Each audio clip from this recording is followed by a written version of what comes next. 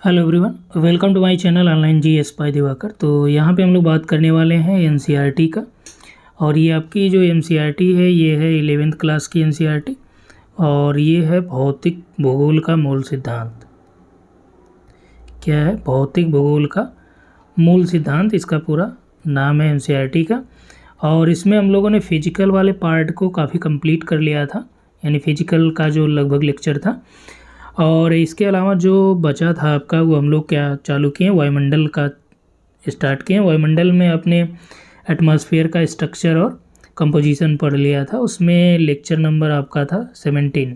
ठीक है, ये आपका लेक्चर नंबर 18 है और इसमें हम लोग बात करेंगे सौर विकिरण के बारे में, ऊष्मा संतुलन का और तापमान की बात करेंगे। और ये सेशन जो है आपके लिए मोस्ट इम्पॉर्टेंट होने वाला है।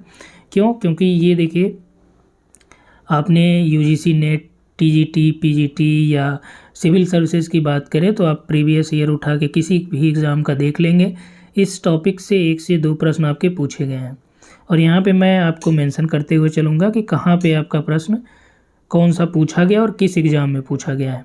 ठीक है, तो इसको हम लोग थोड़ा सा इसको जूम करते हैं, फिर स्टार्ट करते हैं। और जो लेक्चर आपको कराए गए यदि ना मिले तो आप जाइएगा, वहाँ पे प्लेलिस्ट हमने चैनल पे क्रिएट कर दिया है। तो प्लेलिस्ट में आपका 11th-12th की ज्योग्राफी के नाम से प्लेलिस्ट है। ठीक है, एनसीईआरटी का, इसमें आप देखिएगा, इसमें सीरियल से मिल जाएगा। इसके अलावा जो है आपका परिवहन भूगोल का जो व्यापार और परिवहन भूगोल आपके सिलेबस में है, टीजीटी पीजीटी में भी है। ठीक है, उसको भी हमने यहाँ पे कराया है, तो आप वहाँ से देख सकते हैं। तो यहाँ पे हम लोग देखते हैं, ये देखिए पूरी कहानी है और इस कहानी को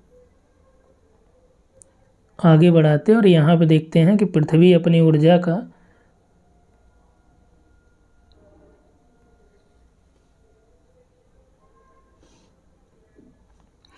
यहाँ पे देखिए, यहाँ पे दिया है कि पृथ्वी अपनी ऊर्जा का लगभग संपूर्ण भाग कहाँ से प्राप्त करता है? सूर्य से। ठीक है, इसके बदले पृथ्वी सूर्य से प्राप्त ऊर्जा को अंतरिक्ष में वापस विकिरित कर देती है। तो हमने आपको बताया था कि जो सूर्य से पृथ्वी को प्राप्त होने वाली ऊर्जा है वो आपका विकिरण के माध्यम से प्राप्त होती है और ये क्या करती है कि उसको रिफ्लेक्ट भी करती है, जिसे जब ये धरातल को प्राप्त होगी तो इसे क्या बोला जाएगा? इस रेडिएशन को इसे बोलते हैं लघु तरंग विकिरण। ठीक, यानी शॉर्ट टेरेस्ट्रियल वेव, और जो वापस जाएगी उसे लॉन्ग टेरेस्ट्रियल वेव बोलते हैं। ठीक है, लघु पार्थिव विकिरण और ये आपका दीर्घ पार्थिव विकिरण जो वापस जाता है। ठीक है, या आने वाले को आप सौर विकिरण कह सकते हैं और जाने को वाले को आप पार्थिव विकिरण भी कह सकते हैं। ये कई कई जगह आपको देखने को मिलेगा भी। ठीक है, यहाँ पर दिया कि इसके परिणाम स्वरूप क्या होता है कि इसी के द्वारा, अब यदि पूछा जाए कि पृथ्वी इतनी एनर्जी प्राप्त करती है उसके बाद भी ना तो ये गर्म होती है बहुत ज़्यादा, ना तो बहुत ज़्यादा ठंडी होती है, इसका क्या रीज़न है? तो इसका रीज़न यही है कि जो आपका विकिरण के द्वारा जो है एनर्जी वापस कर देती है। ठीक है, और यहाँ पर देखिए दिया है कि पृथ्वी के, अतः हम पाते हैं कि पृथ्वी के अलग अलग भागों में प्राप्त ताप की मात्रा भी समान नहीं होती है और इसी भिन्नता के कारण वायुमंडल के दबाव में भिन्नता होती है और इसी कारण से पवनों के द्वारा ताप का स्थानांतरण एक स्थान से दूसरे स्थान पर होता है। ठीक है, और जो ऊष्मा के बारे में हम लोगों ने बात किया था उसमें हमने आपको 4 चीज़ों की बात बताई थी, जिसमें संवहन था, विकिरण था, चालन था और आपका अभिवहन था। ठीक, ये 4 क्या हैं? ये आपका ऊष्मा चालन की विधियां हैं। ठीक है, जब जिसमें माध्यम की आवश्यकता पड़ती है तो आपका चालन और संवहन हो गया, लेकिन इसमें विकिरण में माध्यम की आवश्यकता नहीं पड़ती है।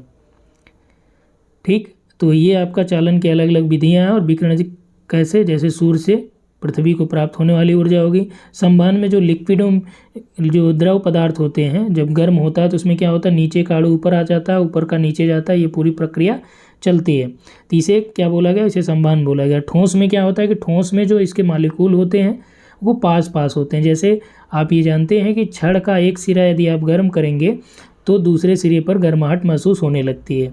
ठीक, कारण क्या है? कारण यही है क्योंकि जो ठोस होते हैं इसके मालिक्यूल आपस में सटे हुए होते हैं अणु, इसमें जो अंतराणविक अवकाश का स्थान होता है, जो प्लेस होता है मालिक्यूल के बीच, वो ना के बराबर होता है। तो इसलिए जैसे एक मॉलिक्यूल इसका गर्म हो गया तो दूसरा इससे सटा है तो ये क्या करेगा, हीट इसमें ट्रांसफ़र करेगा। जब इसमें हीट ट्रांसफ़र होगी तो इसलिए पूरा ये छड़ का एक सिरा गर्म करने पर दूसरा गर्म हो जाता है। और ये किस विधि से होता है, ये आपका चालन विधि में होता है। ठीक, और ये देखिए आपका पीजीटी में ये प्रश्न पूछे गए हैं। ठीक है, तो हम लोग यहाँ पे बात करते हैं सौर विकिरण की। नेक्स्ट है सौर विकिरण। तो पृथ्वी के पृष्ठ पर प्राप्त होने वाली ऊर्जा का अधिकतम अंश लघु तरंगदैर्घ्य, देखिए यहाँ पे लिखा गया शॉर्ट टेरेस्ट्रियल वेव, लघु तरंगदैर्घ्य के रूप में आता है। पृथ्वी को प्राप्त होने वाली ऊर्जा को आगामी सौर विकिरण या छोटे रूप में सूर्यातप कहते हैं।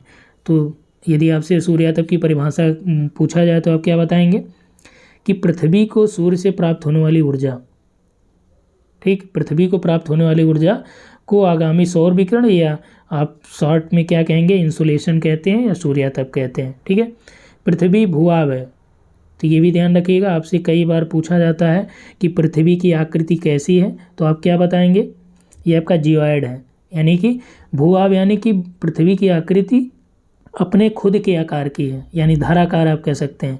जैसे कई लोग ये बोलते हैं भाई ये नारंगी है ये, तो ऐसा कुछ नहीं है, इसका अपना खुद का एक शेप है, तो इसीलिए इसे बोला गया कि जो अर्थ है वो जियोइड है, यानी कि भूआब है, उसकी अपनी एक अलग आकृति है।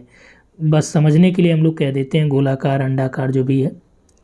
सूर्य की किरणें वायुमंडल के ऊपरी भाग पर क्या पड़ती हैं, तिरछी पड़ती हैं, और जिसके कारण पृथ्वी और सौर ऊर्जा के बहुत कम अंश को ही ये प्राप्त कर पाती है। ठीक, तो वायुमंडल में जो सूर्य की किरणें कैसी होती हैं, तिरछी होती हैं, और इसका रीज़न क्या निकल के आता है, इसका रीज़न ये निकल के आता है कि पृथ्वी सौर ऊर्जा का बहुत कम अंश ही प्राप्त कर पाती है। पृथ्वी औसत रूप से वायुमंडल की ऊपरी सतह पर 1.94 कैलोरी प्रति वर्ग सेंटीमीटर प्रति मिनट ऊर्जा प्राप्त करती है। ये आप ध्यान रखिएगा, ये आपका मोस्ट इम्पॉर्टेंट है, और यही आपको आगे ऊर्जा स्थिरांक में पढ़ना है, या सौर स्थिरांक में आप कह सकते हैं। ठीक है, क्योंकि कई बार आपसे प्रश्न ये पूछे गए हैं कि सौर स्थिरांक क्या होता है, तो ये आप ध्यान रखिएगा। तो यहाँ पे हमने बात किया कि जो सूर्य से एनर्जी मिलती है उसका औसत रूप में बात किया जाए तो प्रति वर्ग सेंटीमीटर, यानी 1 सेंटीमीटर में और 1 मिनट में कितनी एनर्जी मिलती है, 1.94 कैलोरी। ठीक है, तो यहाँ समझ गए कि एरिया कितना है, 1 वर्ग सेंटीमीटर एरिया में 1 मिनट में 1.94 कैलोरी एनर्जी जो है सूर्य के द्वारा पृथ्वी को प्राप्त होती है। और ये कहाँ पे होती है, पृथ्वी के औसत रूप से वायुमंडल की ऊपरी सतह पर। चूँकि वायुमंडल पृथ्वी से ही बंधा हुआ है तो इसके लिए ये बात किया जा रहा है कि पृथ्वी औसत रूप से वायुमंडल की ऊपरी सतह पर 1.94 कैलोरी प्रति वर्ग सेंटीमीटर प्रति मिनट, ध्यान रखिएगा वर्ग सेंटीमीटर प्रति मिनट है। ठीक है, उसके बाद देखिए यहाँ पे नेक्स्ट पॉइंट है कि वायुमंडल की ऊपरी सतह पर प्राप्त होने वाली ऊर्जा में प्रतिवर्ष थोड़ा परिवर्तन होता है। यह परिवर्तन पृथ्वी और सूर्य के बीच की दूरी के अंतर के कारण होता है। सूर्य के चारों ओर परिक्रमण के दौरान पृथ्वी 4 जुलाई को सूर्य से सबसे दूर, तो ये ध्यान रखिएगा कि अपने यहाँ क्या है कि ये देखने को मिलता है कि यार जब ये जून में जो है बहुत नज़दीक होगी तभी तो गर्माहट हम लोगों के यहाँ बढ़ती है, गर्मी पड़ेगी ज़्यादातर। लेकिन ये चीज़ आप समझिएगा कि पृथ्वी जो है 4 जुलाई को सूर्य से सबसे दूर रहेगी, अर्थात कि कितनी दूरी होती है, 15 करोड़ 20 लाख किलोमीटर। ये आप डाटा याद रखिए, छोटी छोटी परीक्षाओं में ये पूछे जाते हैं। ठीक है, ये आपका CDS वगैरह में कई बार पूछा है, NDA CDS में। तो 4 जुलाई को क्या होता है कि सूर्य जो है सबसे दूर होता है और इसकी दूरी जो होती है वो 15 करोड़ 20 लाख किलोमीटर। ठीक, 15 करोड़ 20 लाख किलोमीटर होती है। और पृथ्वी की इस स्थिति को क्या बोला जाता है, अपहेलियन बोल देते हैं। अपहेलियन यानी कि अप सौर कहा जाता है। तो यहाँ पे ध्यान रखिएगा, अप और उप में अंतर। अप का मतलब दूर होता है, उप का मतलब नज़दीक। तो ये आप ध्यान रखिएगा कि अप सौर जब होगा, अपहेलियन होगा, तो यानी कि आप समझेंगे दूर है। दूर की बात 4 जुलाई की बात करेंगे। ठीक, और जब यहाँ पे देखिए 3 जनवरी को पृथ्वी सूर्य के सबसे निकट आता है। अब अपने यहाँ क्या होता है, नॉर्थ हेमिस्फीयर में, उत्तरी गोलार्ध में, जो आपका 3 जनवरी की बात कर रहे हैं, यहाँ पे अपने यहाँ अभी देखिए जनवरी महीने में क्या होता है, सर्दी होती है, शीत ऋतु पड़ता है। तो यहाँ पे ये होता है कि भाई शीत ऋतु पड़ रही है, तो इसका मतलब कि सूर्य पृथ्वी से निकट होगा, जो अपने आप दिमाग में रख रहे होंगे कि सूर्य पृथ्वी से इस समय दूर रहेगा। लेकिन ऐसा नहीं होता है, ये दक्षिणी और उत्तरी गोलार्ध का यहाँ पे अंतर हो जाता है।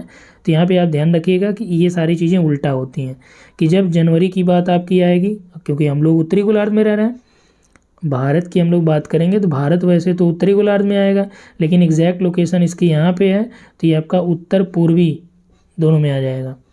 ठीक, तो आप ये चीज़ें ध्यान रखिए कि 3 जनवरी को पृथ्वी सूर्य से सबसे निकट अर्थात की जो दूरी होती है ये 14 करोड़ 70 लाख हो जाती है।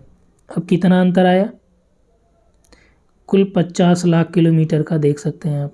70 में 30 आप 30 लाख करेंगे तो 15 करोड़ हो जाएगा, और ये 20 लाख एक्स्ट्रा है, तो टोटल जो है 50 लाख किलोमीटर दूरी का डिफरेंस होता है। इस स्थिति को क्या बोलते हैं, पेरीहेलियन। पेरीहेलियन यानी कि अपसौर। कहीं कहीं आपको हिंदी में ही पेरीहेलियन लिख के आएगा पेपर में, तो आप कंफ्यूज मत होइएगा, और अपहेलियन भी लिख के आया है, इसलिए यहाँ पे बात कह रहे हैं। ठीक है, तो ये आपको ध्यान रखने की चीज़ें हैं। फिर से एक बार रिवीजन कर लीजिए कि 4 जुलाई को क्या होगा, पेरीहेलियन होगा, और 3 जनवरी को 4 जुलाई को अपहेलियन होगा, सॉरी, ठीक, और 3 जनवरी को पेरीहेलियन होगा। यानी कि 4 जुलाई अपसौर और 3 जनवरी उप, 3 उप 4 अप। ठीक है, तो ये आप ध्यान रखें, क्योंकि ये बहुत कन्फ्यूज़न वाली चीज़ें होती हैं। तो यदि आप पहली बार पढ़ रहे हैं तो ठीक है, कोई दिक्कत नहीं, ये आपके दिमाग में आसानी से जगह बना लेगा। लेकिन यदि आप कई बार पढ़ चुके होंगे तब यहाँ पे इसको इरेज करने में प्रॉब्लम होगी। इसलिए पृथ्वी द्वारा प्राप्त वार्षिक सूर्यातप 3 जनवरी को 4 जुलाई की अपेक्षा अधिक होता है। ठीक, तो यहाँ पे पृथ्वी जो है 3 जनवरी को ज़्यादा सूर्यातप प्राप्त करेगी। क्यों, क्योंकि सपोज आपका ये सन है, ये आपका पृथ्वी है, ठीक है, और ये आपका नॉर्थ हेमिस्फीयर और ये साउथ हो गया। तो अभी क्या है कि इधर मैक्सिमम आपका एनर्जी यहाँ पे जा रही है, इधर आपका कम पड़ रहा है। तो यहाँ पे ये कह रहा है कि 3 जनवरी और 4 जुलाई की स्थिति देखें, तो अभी ये मान लीजिए नज़दीक है, तो ये आपका 3 जनवरी की बात कर लें तो एनर्जी ज़्यादा होगी, और यही मान लीजिए ये आपका जुलाई की बात करें, यहाँ पे अर्थ है, तो ये आपका दूरी हो जाएगी। तो ज़्यादा दूरी हो जाएगी तो एनर्जी में भी वेरिएशन होगा, तो ये 4 जुलाई की स्थिति होगी, तो इसलिए एनर्जी कम होगी। तो यानी कि जब नज़दीक होगा तो एनर्जी ज़्यादा मिलेगी अर्थ को, अब जब दूर होगा तो एनर्जी कम मिलेगी। ठीक है, तो यहाँ पर देखिए दिया है कि 3 जनवरी को 4 जुलाई की अपेक्षा अधिक प्राप्त होता है। फिर भी सूर्यातप की भिन्नता का यह प्रभाव दूसरे कारकों जैसे स्थल, समुद्रों का वितरण, वायुमंडल परिसंचरण के द्वारा कम हो जाता है। तो यहाँ पे आप देखिए सूर्यातप को प्रभावित करने वाले कारक ये भी हैं। आपसे पूछा जाएगा कि सूर्यातप की भिन्नता या सूर्यातप को प्रभावित करने वाले कारक में हैं, नंबर 1 देखिए स्थल और समुद्र का वितरण, यानी कि आप कह सकते हैं जल थल का वितरण हो गया। वायुमंडल परिसंचरण, ये भी आपका सूर्यातप को प्रभावित करता है। प्रभावित ही नहीं बल्कि क्या करता है कि इसके द्वारा एक बैलेंस स्थापित किया जाता है, यानी कम हो जाता है। और यही कारण है कि सूर्यातप की यह भिन्नता पृथ्वी की सतह पर होने वाले प्रतिदिन के मौसम परिवर्तन पर अधिक प्रभाव नहीं डाल पाती है। ठीक है, चलिए इधर हम लोग बात करते हैं। नेक्स्ट है हेडिंग कि पृथ्वी की सतह पर सूर्यातप में जो भिन्नता होती है वो किस वजह से होती है। तो सूर्यातप की जो तीव्रता की मात्रा में प्रतिदिन, हर मौसम और प्रतिवर्ष परिवर्तन होता है। तो सूर्यातप की जो तीव्रता है मौसम के साथ साथ और पर डे के हिसाब से, यानी कि उसमें वेरिएशन देखने को मिलता है। तो सूर्यातप में होने वाली भिन्नता के कारक कौन कौन से हैं। पृथ्वी का अपने अक्ष पर घूमना, ठीक, यानी कि पृथ्वी अपने अक्ष पे घूमेगी, जैसे ये आपका अर्थ, तो कुछ पार्ट इसका सूर्य के सामने कभी आएगा, कुछ कभी आएगा, तो इसलिए इससे भी क्या होगा, वेरिएशन होगा। इसके अलावा सूर्य की किरणों का नति कोण होना, यानी सूर्य की जो किरणें आती हैं वो झुकी हुई होती हैं और ये हमेशा झुकी नहीं, बल्कि ये जैसे कि आपका कभी इक्वेटर पे सीधी रहेंगी, कभी आपका यहाँ पे तिरछी रहेंगी। तो इस हिसाब से कह रहा है कि अलग अलग सिचुएशन में अलग अलग होता है। उसके बाद देखिए दिन की अवधि, तो मई जून की बात करेंगे तो दिन लंबा होता है। यदि आप दिसंबर की बात करेंगे या शीत ऋतु में देखिए दिन जो है छोटा होता है अपेक्षाकृत। तो जैसे दिन बड़ा होगा तो सूर्यातप की मात्रा बढ़ जाएगी, दिन छोटा होगा तो कम मिलेगा। कारण ये भी है कि भाई सूर्य जल्दी उगेगा, जल्दी अस्त हो जाएगा, तो छोटा दिन हो गया। जब आपका जैसे मान लीजिए 5 बजे उदय हो गया और जो सूर्यास्त हो रहा है वो 6 बजे हो रहा है, 5:30 बजे, पर्याप्त टाइम है आपके पास। अभी क्या है कि 5 बजे ही हो जा रहा है, 6 से 7 बजे के आसपास जो है सूर्योदय होता है। तो इसलिए दिन की अवधि भी इसको अफेक्ट करती है। वायुमंडल की पारदर्शिता भी इसको प्रभावित करेगी। किसको? सूर्यातप को। स्थल का जो विन्यास है, ठीक, जहाँ पे स्थल जैसे मान लीजिए पर्वत, पहाड़, पठार है और एक तरफ मैदान है, तो ये भी इसके वेरिएशन है। परंतु अंतिम दो कारक का प्रभाव कम रहता है। किसका किसका? वायुमंडल की पारदर्शिता और स्थल विन्यास का प्रभाव कम रहता है। ये देखिए मोस्ट इम्पॉर्टेंट है, इसको आप रट लीजिएगा। ये आपकी परीक्षाओं के दृष्टिकोण से वेरी वेरी इंपॉर्टेंट है। और बीच में जो हमने यहाँ पे बताया आपको ये वेरिएशन, ये भी आप ध्यान रखिएगा, ठीक। चलिए नेक्स्ट है, ये देखिए आपका 2022-23 की एनसीईआरटी है। इसके अलावा देखिए जो कोर्सेज चल रहे हैं, यदि आप उससे जुड़ना चाहते हैं तो आप इस नंबर पर व्हाट्सअप करके कंप्लीट जानकारी ले सकते हैं। और जो एप्लीकेशन की मैं बात किया था, तो एप्लीकेशन जो है वैसे प्ले स्टोर पे आ चुका है, लेकिन अभी उस पर वर्क नहीं हुआ है। तो मे भी आपका 1 फरवरी पे प्रॉपर आपका स्टार्ट कर दिया जाए, या 2 से आपका ये रेगुलर स्टार्ट हो जाएगा। तो उस पर आपको काफ़ी मटेरियल अपलोड कर दिए जाएँ, फिर आपको सूचना दी जाएगी, ठीक है। अभी थोड़ा मैं भी उस पर ट्रेनिंग ले लूँ कि कैसे सारी चीज़ें करनी है, ठीक। उसके बाद जो है नेक्स्ट पॉइंट देखिए दिया है कि यह तथ्य है कि पृथ्वी का अक्ष सूर्य के चारों ओर परिक्रमण की समतल कक्षा से 66.5 डिग्री का कोण बनाता है, ठीक।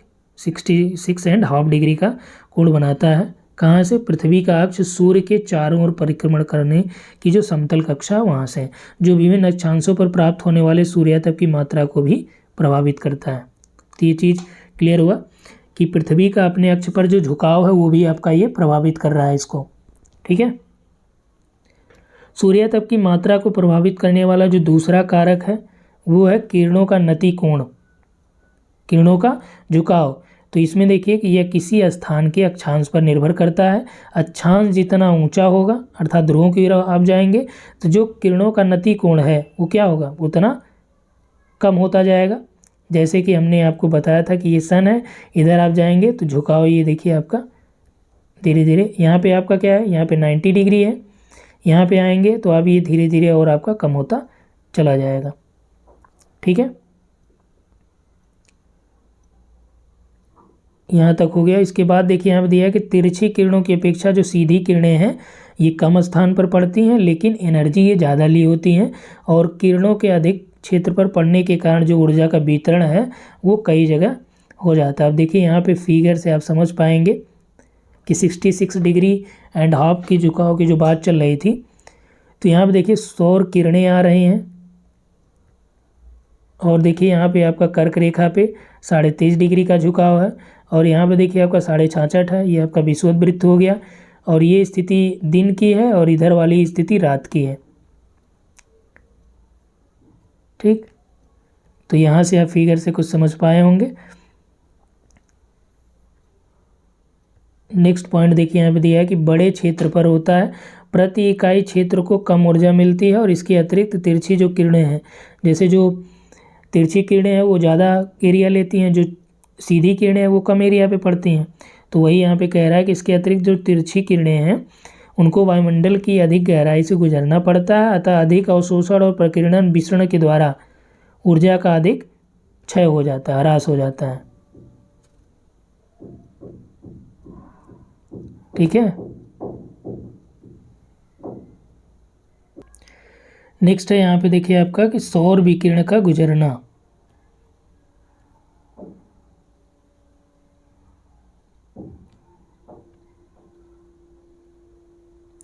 सौर विकिरण का वायुमंडल से होकर गुजरना। ठीक है। तो यहाँ पे दिया है कि लघु तरंग दैर्ध्य। लघु तरंग दैर्ध्य कौन सी होती है? जो सूर्य से पृथ्वी को प्राप्त होती है, ठीक, शॉर्ट टेरेस्ट्रियल वेव। तो सौर विकिरण के लिए वायुमंडल अधिकांशतः पारदर्शी होता है जो आती है। पृथ्वी की सतह पर पहुंचने से पहले सूर्य की किरणें वायुमंडल से होकर गुजरती हैं और क्षोभ मंडल में मौजूद जो जलवाष्प, क्षोभ मंडल में क्या होता है? धूल के कण, जलवाष्प, ये सारी चीज़ें होती हैं। ओजोन भी क्षोभ मंडलीय ओजोन कही जाती है, तो क्षोभ मंडल में भी ओजोन होती है, क्योंकि ओजोन की जो हाइट होती है, हमने बताया था आपसे कि ये आपका एनसीईआरटी में ही मेंशन है, 10 से लेकर 50 किलोमीटर तक। और क्षोभ मंडल की जो हाइट है वो आपका एवरेज में 13 है, ठीक है। तो यानी कि 10 से 3 यानी 3 किलोमीटर रेंज में ओजोन तो रहेगा ही, और इसे ही क्षोभ मंडलीय ओजोन भी कहा जाता है, ठीक है। तो क्षोभ मंडल में जो मौजूद जलवाष्प है, ओजोन है या अन्य जो किरणें हैं, ठीक, जो इंफ्रारेड हैं, वो क्या कर लेती हैं? अन्य जो किरणें हैं या अवरक्त विकिरण को अवशोषित कर लेती हैं। और उसके बाद क्या होगा कि क्षोभ मंडल जो है, क्षोभ मंडल में छोटे निलंबित कण दिखने वाले जो स्पेक्ट्रम है, यहाँ पे देखिए आपका, तो यहाँ पे कह रहा है कि जो क्षोभ मंडल में छोटे छोटे निलंबित कण हैं, ये क्या करते हैं कि ये दिखने वाले स्पेक्ट्रम को अंतरिक्ष और पृथ्वी की सतह की ओर विकिरणित कर देते हैं, और यही प्रक्रिया आकाश में रंग के लिए भी उत्तरदायी है। इसी कारण से जो सूर्य जो है उदय होते समय और अस्त होते समय, दोनों समय क्या होता है? लाल दिखाई देता है।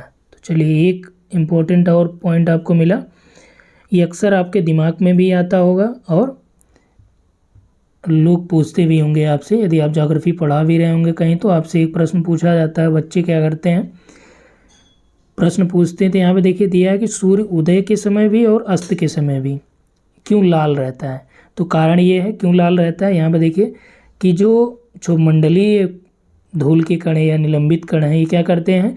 जो दिखने वाले स्पेक्ट्रम होते हैं, विजुअल स्पेक्ट्रम जो होते हैं, उसको ऑब्जर्व कर लेते हैं या उसको विकिरणित कर देते हैं। जब वो विकिरणित कर देंगे तो सबसे ज़्यादा जो आपका प्रभाव होगा वो आपका लाल रंग पे होगा। तो इसलिए आपका यहाँ पे सूर्य उदय और अस्त होते समय लाल दिखाई देता है, और आकाश का रंग जो है इसी कारण से, विकिरण के कारण ही, विकिरण के कारण या प्रकीर्णन आप कर सकते हैं, इसके कारण ही नीला दिखाई देता है। तो ऐसा वायुमंडल में प्रकाश के प्रकीर्णन द्वारा संभव है, यहाँ पे आपका लिखा गया है। तो ये चीज़ें, ये पॉइंट आप ध्यान रखिएगा। आगे देखिए, सूर्यातप का पृथ्वी की सतह पर स्थानिक वितरण। तो कैसा ये वितरण पाया जाता है? तो धरातल पर जो सूर्यातप की मात्रा है वो आपका उष्णकटिबंध में 320 वाट प्रति वर्ग मीटर से लेकर ध्रुवों पर 70 वाट प्रति वर्ग मीटर की भिन्नता पाई जाती है। तो ये आप डाटा ध्यान रखिएगा। सबसे अधिक सूर्यातप जो है ये उपोष्णकटिबंधीय मरुस्थलों पर प्राप्त होता है। क्यों प्राप्त होता है? क्योंकि यहाँ मेघाच्छादन बहुत कम पाया जाता है। मेघाच्छादन यानी कि बादल कम पाए जाएंगे, और इसकी वजह से क्या होगा कि जो एनर्जी आएगी यानी सौर ऊर्जा आएगी, सोलर एनर्जी, वो डायरेक्ट आपका यहाँ पे पड़ेगी, कोई रोक टोक वाला यहाँ पे काम नहीं रहेगा। लेकिन यही जो नॉर्मल एरिया है, इक्वेटर की आप बात करेंगे तो वहाँ पे क्या रहता है, वहाँ पे बादल छाए हुए होते हैं, और इसकी वजह से कुछ एनर्जी आपकी जो सौर विकिरण है वो ऑब्जर्व कर लेते हैं, कुछ रिफ्लेक्ट कर देते हैं, ठीक है। तो यहाँ पे यदि आपसे पूछा जाए प्रश्न की सबसे ज़्यादा सूर्यातप कौन प्राप्त करता है, तो आप आँख मूंद के लगाएंगे उपोष्ण कटिबंधीय मरुस्थल या उष्ण कटिबंधीय मरुस्थल, क्योंकि यहाँ पे बादल नहीं होते हैं और या तो बहुत कम पाए जाते हैं। उष्ण कटिबंध की अपेक्षा विषुवत वृत्त पर कम मात्रा में सूर्यातप प्राप्त होता है, ठीक। ये भी आप ध्यान रखिएगा कि यहाँ पे कह रहा है कि उष्णकटिबंध की अपेक्षा, जो ऊपर आपने पढ़ा, उसकी अपेक्षा जो विषुवत वाला एरिया रहेगा, यहाँ पे जो सोलर एनर्जी है, सूर्यातप इंसुलेशन है, वो कम पाया जाएगा। कम क्यों पाया जाएगा? वही मेघाच्छादन की बात की गई कि यहाँ पे आपका बादल रहते हैं, क्लाउड्स होते हैं, जबकि आपका जो उपोष्ण या उष्णकटिबंधीय वाला जो आपका रीजन है, मरुस्थल वाला, वहाँ पे क्या होता है कि उतने ज़्यादा क्लाउड की प्रॉब्लम नहीं होती है। सामान्यतः एक ही अक्षांश पर स्थित महाद्वीपीय भाग पर अधिक और महासागरीय भाग में कम मात्रा में सूर्यातप प्राप्त होता है। तो एक इम्पॉर्टेंट पॉइंट और आपका है, ये लाइन ध्यान रखिएगा, इसको आप नोट डाउन भी कर सकते हैं कि एक ही अक्षांश पे स्थित महाद्वीपीय भाग पर ज़्यादा सूर्यातप मिलेगा, इंसुलेशन मिलेगा, यहीं जो है महासागरीय जो ओशनिक पार्ट होगा वहाँ पे कम इंसुलेशन मिलेगा, ठीक है। शीत ऋतु में मध्य और उच्च अक्षांशों पर ग्रीष्म ऋतु की अपेक्षा कम मात्रा में विकिरण प्राप्त होता है।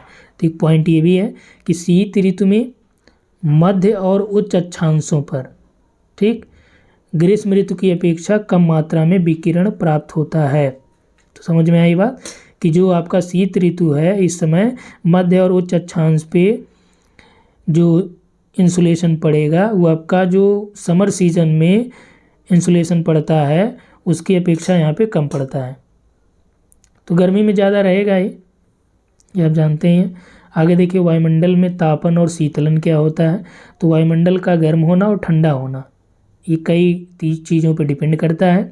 जैसे प्रवेशी सौर विकिरण, जिसे आप लघु तरंग दैर्ध्य वाली विकिरण कह रहे हैं, तो प्रवेशी सौर विकिरण से गर्म होने के बाद पृथ्वी सतह के निकट स्थित वायुमंडलीय जो परतें हैं इन परतों में दीर्घ तरंगों के रूप में तापमान का संचरण होता है। तो यहाँ पे देखिए आज का जो सेशन है ये हम लोग यहीं रखते हैं, और इसके अलावा जो है ये आपका एनसीईआरटी का जो सेशन चल रहा है मैं कोशिश करूँगा कि जो केवीएस का आप लोगों का पेपर है, ठीक है, केवीएस के पहले पूरी एनसीईआरटी आपकी रिवाइज कर दी जाएगी। अभी तो मान लीजिए पूरे कंप्लीट डिटेल वाले से हम लोग बात कर रहे हैं। इसके अलावा जो आपका ह्यूमन ज्योग्राफी जब चलेगा तो उसमें जो नोट्स, शॉर्ट नोट्स आप लोगों को प्रोवाइड कराए गए हैं जो एनसीईआरटी के, डायरेक्ट उसी को हम लोग मेंशन करेंगे, और उसमें चूँकि हमने इंपॉर्टेंट पॉइंट सेलेक्ट कर दिए हैं तो उसी को केवल आपको पढ़ना पड़ेगा, उसी से ये सारी चीज़ें क्लियर हो जाएंगी, ठीक है। इसके अलावा और डिटेल में आप जाना चाहेंगे तो आप इस पे देख लीजिएगा। यहाँ पे आपका PYQ मिल जाएगा जो आपके केवीएस के लिए मोस्ट इंपॉर्टेंट होने वाला है, वनडे जंक्शन, ठीक है। तो आज के लिए इतना ही। Thanks for watching.